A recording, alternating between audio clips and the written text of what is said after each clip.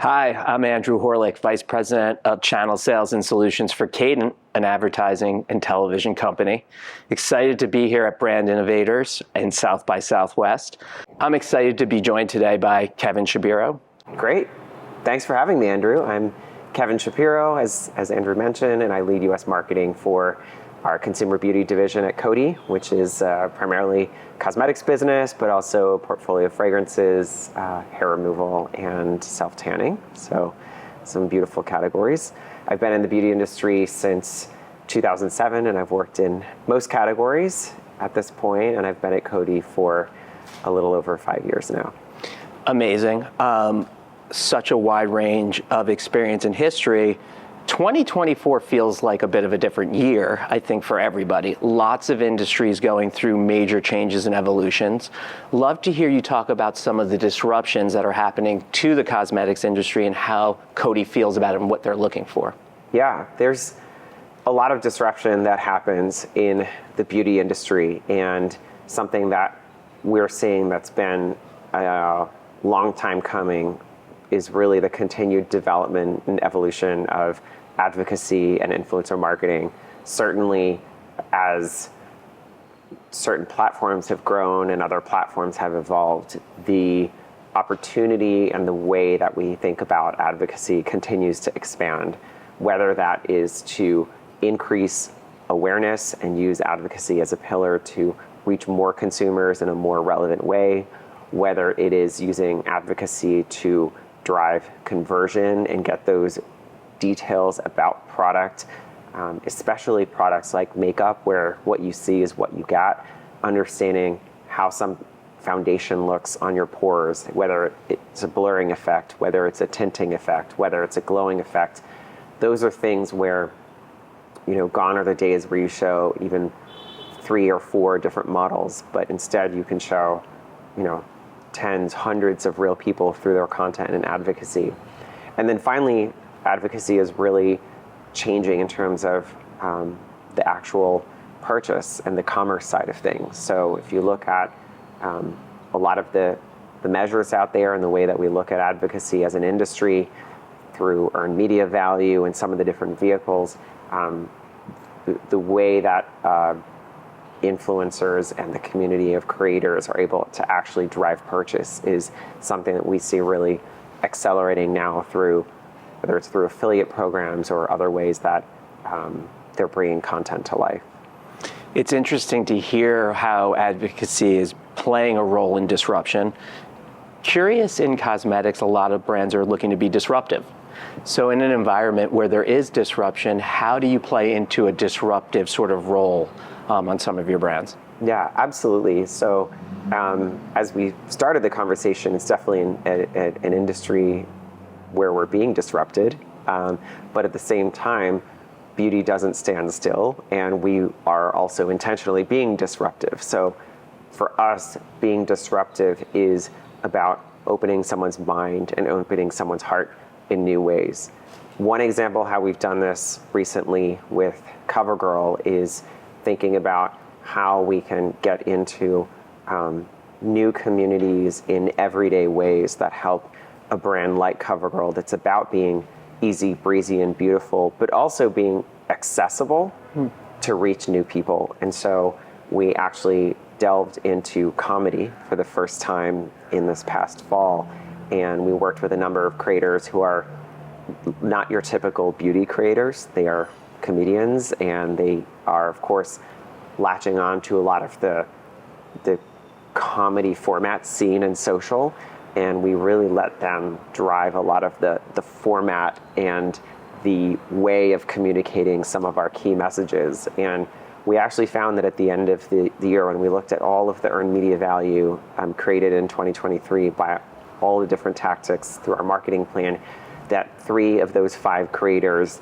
bubbled to the top of our list of highest EMV generators for CoverGirl. So part of the excitement is just of being a disruptor is also to try new things and see what works and enter with a hypothesis with some data points, and then measure and come out the other end and see where is the hypothesis delivered, and in some cases, like with ours in this example, where did we over deliver? exciting to hear the move into comedy. Can we talk about other trends COTY's seeing, you're seeing in 2024, and things moving into the future beyond 2024? Yeah. Well, you talk about trends, and actually the trends now are kind of in different buckets of even short, medium, and longer term trends because of the way social platforms move so quickly in terms of trends. There's some that have a real imperative to get on quickly, whether it's trends like the of course trend that you see on social right now. Within a few weeks, that'll be gone. So there's certain trends that are kind of more social trends, and you have to quickly look at them and understand, is this something where my brand should insert ourselves in the conversation? Does it make sense? And if so, what is the message we want to give in a way that's still fun and entertaining and weaves in some aspect of our brand message or equity?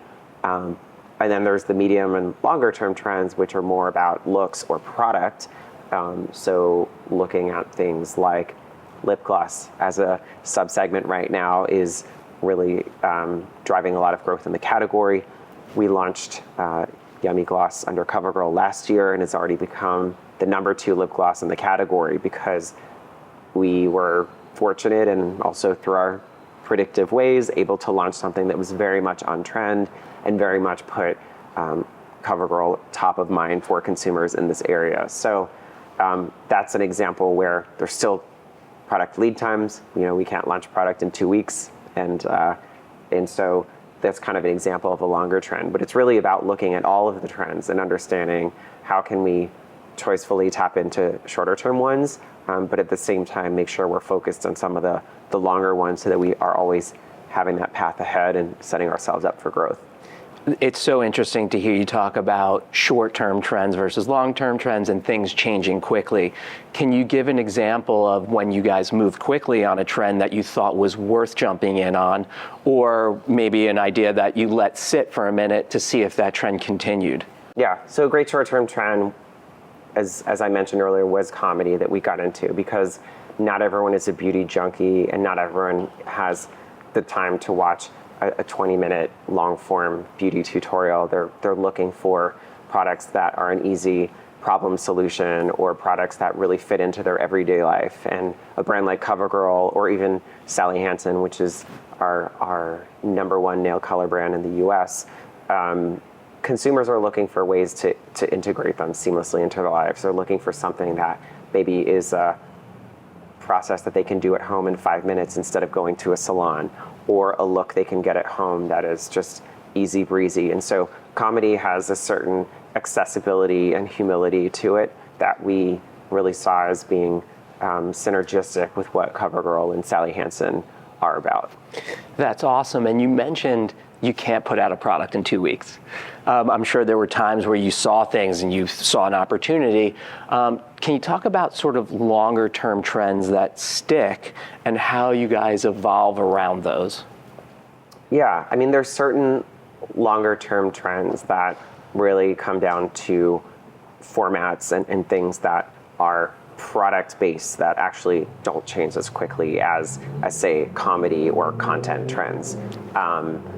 We are always looking at content trends for inspiration for product because if there's formulations that can give, for example, a higher gloss for lip gloss, which is continuing to grow over the last couple of years, if there's other product formulations that give better blending or better glowing look as a finish, that's something that we would consider from a product perspective. So a lot of the product-driven trends are more look-based, but in terms of actual finishes and things like that nature that go into the product, those are things that tend to have longer lives than just a couple of weeks or a couple of months on social.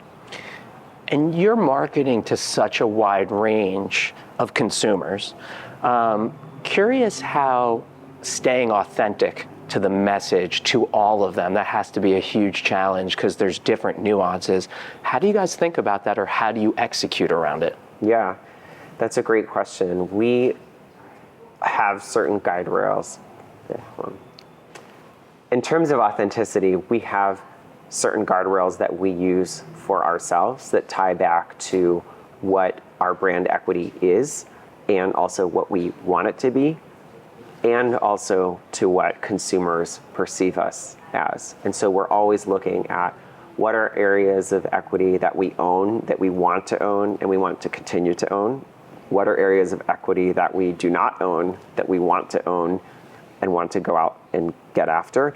And so everything we do is really a combination of those pieces of equity. And a lot of times people talk about equity in a very high level, strategic and sometimes abstract way, but there are aspects of our brand's equity that are actually very tangible and very specific. So, for example, something that is important for us on CoverGirl is to be perceived as an everyday brand, which means that we fit into everyday situations where we can bring that uplifting power of beauty. So everyday situations are wearing CoverGirl to get ready for work.